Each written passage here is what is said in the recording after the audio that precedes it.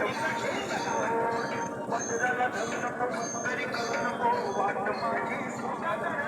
घेऊन बघा अमृताची गोडी आहे. आज आपण घ्या, उद्या दुसऱ्याला घेऊन या.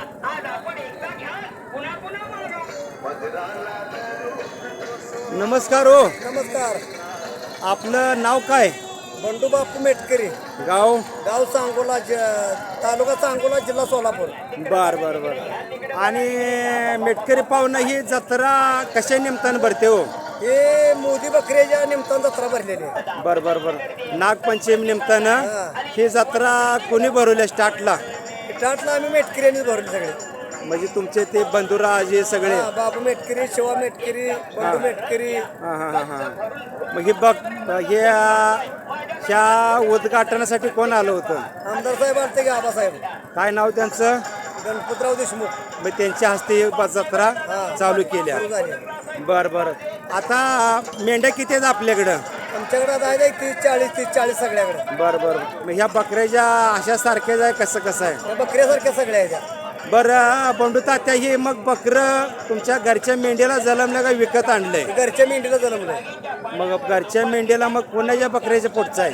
हे मोदी बकऱ्या पोटते कुकुर ठेवलं होतं तात्यानं. बर बर बर. आणि ते तात्याच्यात त्या मेंढीला कुकुर जन्मल्यावर ना हे आमचा भाचा आहे.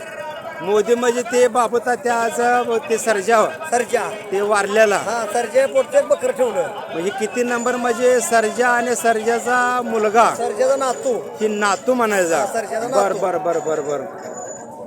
मग आपला सर्जा होता कोला, शेवरा होता. शेवरा होता. मग सर्जाचा वडील त्याचा कलर कसा होता? त्याचा कलर सरजेवानीच होता. मग तुम्ही पाहिलाय त्याचा? हा. मग ते कुठनं आणला होता तात्यानं? ते तात्या घरच्या मेंढरातला होता.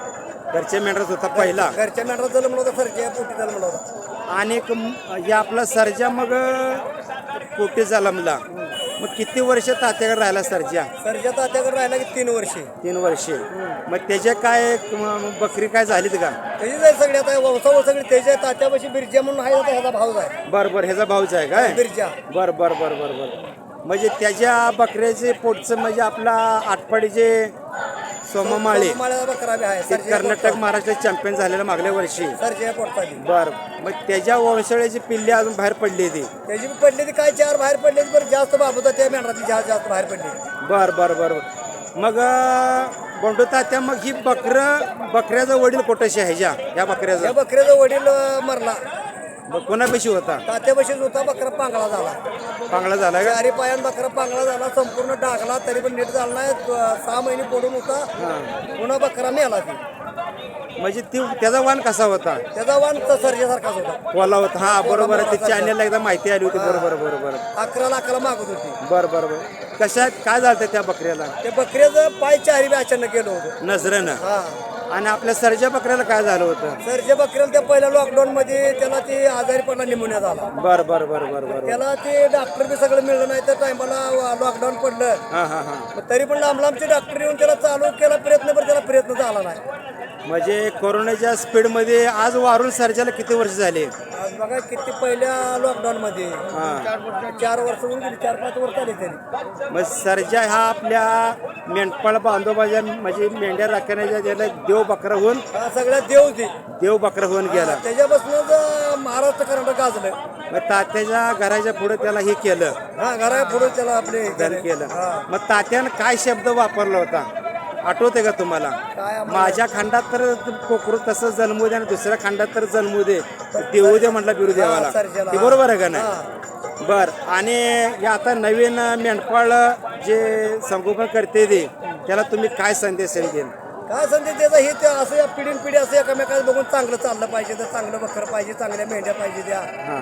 सगळं काय असेल ते चांगलं चढण होत गेलं पाहिजे. बर बर. म्हणजे मेंढी बी चांगली पाहिजे ना बकरी बी चाललं पाहिजे. चांगलं पाहिजे, त्याची वंशावळ चांगली पाहिजे सगळं. बर बर बर.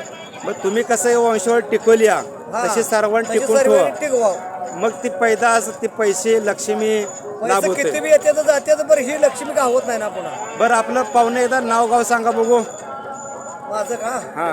बंडू बापू मेटकरी, गाव? गाव सांगोला, तालुका? जिल्हा सोलापूर. बरं, आपल्या या माऊली मेंढी धनगराची लक्ष्मी बंडू तात्यांना थोडक्यात माहिती दिल्याबद्दल धन्यवाद. राम राम. धन्यवाद.